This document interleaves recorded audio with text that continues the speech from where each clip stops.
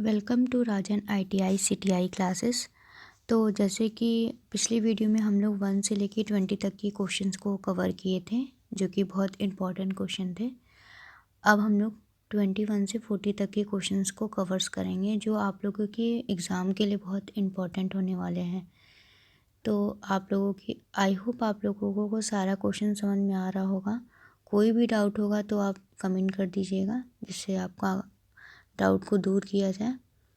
हाँ, ये जो भी क्वेश्चन है ये चैप्टर वाइज चैप्टर हो रहे हैं, ठीक है। जितने चैप्टर हैं वो चैप्टर वाइज चैप्टर सारे क्लासेस मतलब चल रहे हैं, और इम्पोर्टेंट क्वेश्चन है आप लोग के एग्ज़ाम के लिए, ठीक है। तो आइए देखते हैं 21 क्वेश्चंस।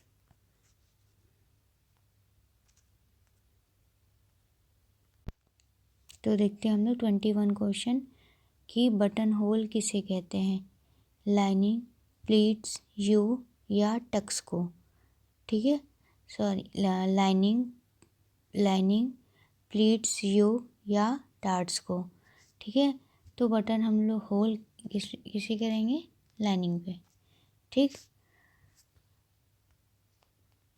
आइए अब हम लोग देखते हैं क्वेश्चन नंबर 21। तो क्वेश्चन नंबर 21 कह रहा है, निम्न में से किसको बीच की उंगली में पहना जाता है। निम्नलिखित में से किसको बीच की उंगली में पहना जाता है और इसका प्रयोग उंगली के बचाव के लिए किया जाता है, ठीक है। तो सुआ, बॉडीकिन, क्लिपर या थिम्बल, ठीक है। तो हम लोग थिम्बल का यूज़ करते हैं अपनी उंगली को बचाने के लिए। जब हम लोग स्टिचिंग करते हैं, आप नोटिस किए होंगे, एक मतलब सिल्वर कलर में हम लोग अंगूठे होते हैं उसको हम लोग कवर करते हैं, ठीक, जिससे कि जब हम लोग स्टिचिंग करें तो कोई भी चोट ना लगे हमारे थंब में, ठीक है। नेक्स्ट क्वेश्चन है हमारा, निम्न में से इनमें से किसके किनारे नुकीले व घुमावदार होते हैं तथा जिसका प्रयोग कटाई, सिलाई को खोलने और धागे को निकालने में किया जाता है। मतलब ये क्वेश्चन उस टूल की बात कर रहे हैं जिससे हम लोग धागा वगैरह, जो मतलब हम लोग जब स्टिचिंग करते हैं तो कुछ गलतियाँ हो जाती हैं, उसको निकालने के लिए हम लोग उसका प्रयोग करते हैं। देखिए पहला है थिम्बल। देखिए अभी हमने नोटिस किए होंगे आप लोग कि थिम्बल के बारे में मैंने बताया है, ठीक है। तो थिम्बल तो आप लोगों का कॉन्सेप्ट क्लियर हो गया होगा कि थिम्बल क्या है, ठीक। दूसरा है सुआ, स्निपर या ड्रेसिंग व्हील, ठीक है। तो इसका आंसर होगा सुआ, ठीक है। आई होप आप लोगों को समझ में आ रहा होगा। कोई डाउट होगा तो बताइएगा आप लोग। नेक्स्ट क्वेश्चन हम लोग देखेंगे। तो आइए देखते हैं 24 नंबर, ठीक है, कि क्वेश्चन क्या कह रहा है। देखिए आप लोग अगर क्वेश्चन को अच्छे से पढ़ेंगे तो आप लोगों को आंसर देने में प्रॉब्लम नहीं होगी। और ये सारे जो क्वेश्चन हैं ये मतलब कि आना ही आना चाहिए। अगर ये बेसिक, अगर आप लोग का बेस अगर अच्छा नहीं होगा तो आगे आप लोग प्रॉब्लम होगी आप लोग को एग्ज़ाम में, मतलब एंट्रेंस एग्ज़ाम में प्रॉब्लम होगी। और आई होप आप लोग मेरी बात को समझ रहे होंगे कि मैं क्या क्या कहना चाह रही हूँ। तो हम लोग अब देखेंगे नेक्स्ट क्वेश्चन। कपड़े में छेद करने के लिए निम्न में से किसका प्रयोग किया जाता है। कपड़े में छेद करने के लिए निम्न में से किसका प्रयोग किया जाता है। सुआ, फ्रेंच कर्व, नीडल थ्रेड या बॉडीकिन। तो हम लोग बॉडीकिन का करेंगे, ठीक है।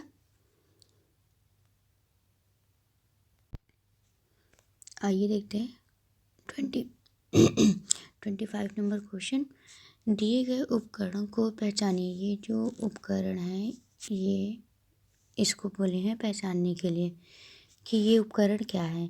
सीयर है, सीजर है, शीयर है, या पिंकिंग सीजर है, या थ्रेड ट्रिमर है।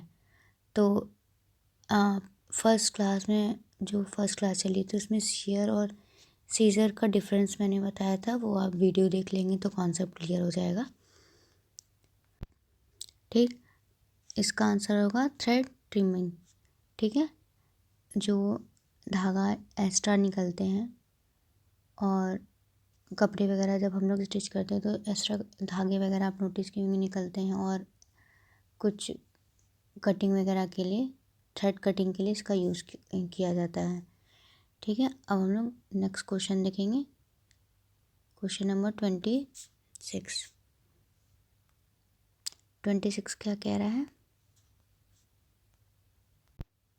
देखिए क्या कह रहा है क्वेश्चन, कि पैटर्न मार्किंग को स्थानांतरित करने के लिए किस उपकरण का प्रयोग करेंगे। पैटर्न मार्किंग को स्थानांतरित करने के लिए किस उपकरण का प्रयोग करेंगे। ठीक है, तो मैंने फर्स्ट क्लास में भी आपको इस पैटर्न मार्किंग के बारे में बताया था कि पैटर्न मार्किंग जो होते हैं कि उसका किस टूल, मतलब कैसा टूल होता है, ये मैंने आप लोगों को दिखाया था। तो ट्रेसिंग व्हील, ठीक है, ट्रेसिंग व्हील एक होता है, टूल होता है एक, उस गोल होता है, और उसमें जैसे कि समझिए पहिए लगे रहेंगे और नुकीले नुकीले से उसमें बाहर की ओर निकले रहेंगे जो पहिए लगे रहेंगे, और पीछे उसको पकड़ने के लिए हाथ से, मतलब एक होल्डर रहता है, उसको पकड़ के और दूसरे कपड़े को आप उस रख के और उसे आप नीचे वाले कपड़े को आप उसे प्रेस करके आप उस पर निशान लगा सकते हैं। जो निशान आप लगाएंगे वो मतलब कि कई कपड़ों पे वो आ जाएंगे, एटलीस्ट 10, अगर पतले कपड़े हैं तो 10 कपड़े पे तो आराम से आ जाएगा। ठीक है,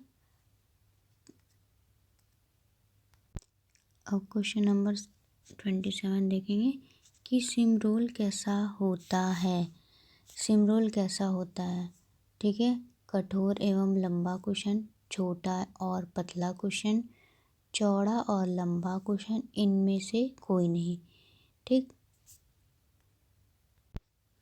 तो इसका आंसर होगा कठोर और लंबा कुशन। ठीक है, अब हम लोग देखेंगे नेक्स्ट क्वेश्चन है 20 नंबर 8। ठीक, बार ब्लेड कटर के द्वारा एक बार में कितनी परतें काटी जाती हैं। ठीक है, ये भी फैब्रिक को काटने के लिए एक टूल होता है, औजार होता है। ठीक, तो कितनी, मतलब कितनी परत को हम लोग एक बार में काट सकते हैं। अच्छा, आप लोग ये मत सोचिएगा कि अभी मैंने जो ट्रेसिंग व्हील के बारे में बताया ये वही टूल है, ये वो टूल नहीं है। ये टूल अलग है और ये टूल अलग है, दोनों में डिफरेंस है। ठीक है, अगर नहीं समझ में आएगा तो बोलिएगा, मैं फ़ोटो नेक्स्ट वीडियो में डाल दूँगी। ठीक है, तो 10 परतें कटते हैं, ठीक है, 60 परतें कटते हैं, या 100, या इनमें से कोई नहीं तो 60। ठीक है, 60 परत इसमें से कटते हैं। ठीक है, अब हम आइए नेक्स्ट क्वेश्चन देखेंगे। नेक्स्ट क्वेश्चन देखते हैं कि इनमें से कौन सा सुई का भाग है। 29 क्वेश्चन कह रहा है इनमें से कौन सा सुई का भाग है, पॉइंट, स्टेम या आई। तो देखिए, ये मानिए कि ये निडल है, ठीक है, और ये निडल का जिसमें हम लोग धागे डालते हैं ये वाला भाग है, तो इस भाग को हम लोग आई कहते हैं।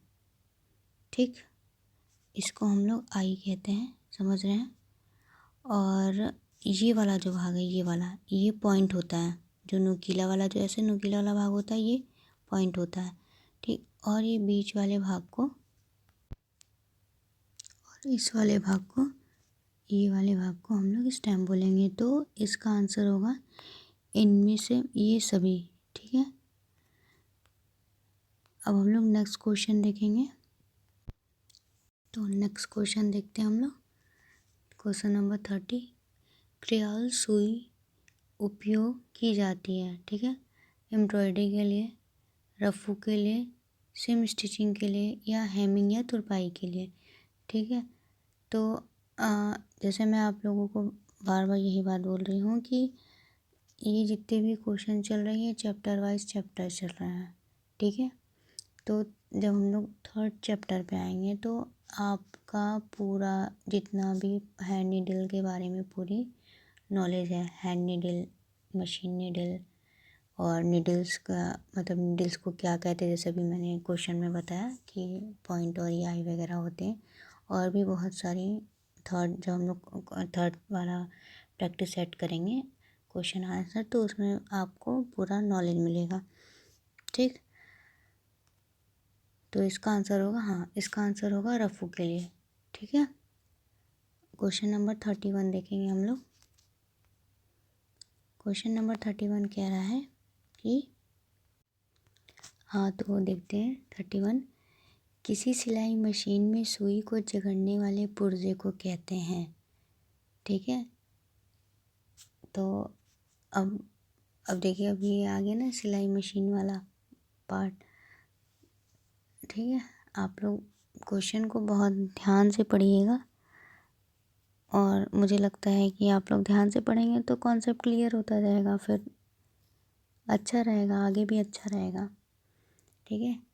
निडल बोर्ड को कहेंगे, प्रेशर फुट को कहेंगे, या प्रेशर बार को कहेंगे, या निडल बार को कहेंगे, ठीक।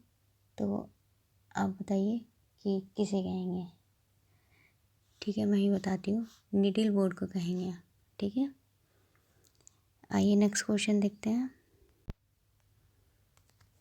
नेक्स्ट क्वेश्चन है 32 कि सिलाई मशीन में फर्स्ट हैंड बॉक्स में निम्नलिखित में से क्या रखा जाना चाहिए। तो फर्स्ट एड बॉक्स क्या होता है, ये तो सभी को पता है कि क्या होता है फर्स्ट एड बॉक्स, कि जब जैसे हम लोगों को छोटी मोटी चोट वगैरह लग जाती है तो उसमें डिटॉल्स वगैरह और कॉटन, ठीक है, सीजर, कुछ दवाई, मतलब ज़रूरत चीज़ें, बहुत ज़रूरतमंद की चीज़ें। अब ये नहीं कि फर्स्ट एड बॉय आपके पास है तो आप डॉक्टर अपने आप को समझने लगी, नहीं। जब आपको चोट लगेगी तो ये बेसिक चीज़ें होती हैं कि मतलब आप जैसे कि अगर आप ये सोचिए कि आप स्टिचिंग कर रहे हैं और कपड़े को स्टिच कर रहे हैं और बाई मिस्टेक निडल में हाथ चला गया, तो तुरंत आपको तो थर्मामीटर चाहिए नहीं होगा, ना कोई टॉनिक वगैरह चाहिए होगा, ना गोली चाहिए होगी। पहले तो आप उसे कॉटन और डिटॉल से अपने जो आपको चोट लगी है, जो ब्लड आ रहा है उसको साफ़ करेंगे। तो सबसे पहले हम लोग बेसिक चीज़ें कॉटन और डिटॉल से उसको साफ़ करेंगे। अगर गंभीर चोट है तो हम डॉक्टर के पास जाएंगे, अगर नॉर्मल चोट है फिर भी डॉक्टर के पास जाएंगे। अगर छोटी मोटी चोट है, बहुत हल्का सा चोट है, तो आप कॉटन और डिटॉल से उसको साफ़ कर लीजिए और दवा वगैरह ले लीजिए, ठीक है। तो इसका आंसर होने वाला है, कॉटन के साथ डिटॉल होना चाहिए, ठीक है। अब हम लोग क्वेश्चन नंबर 31 देखेंगे।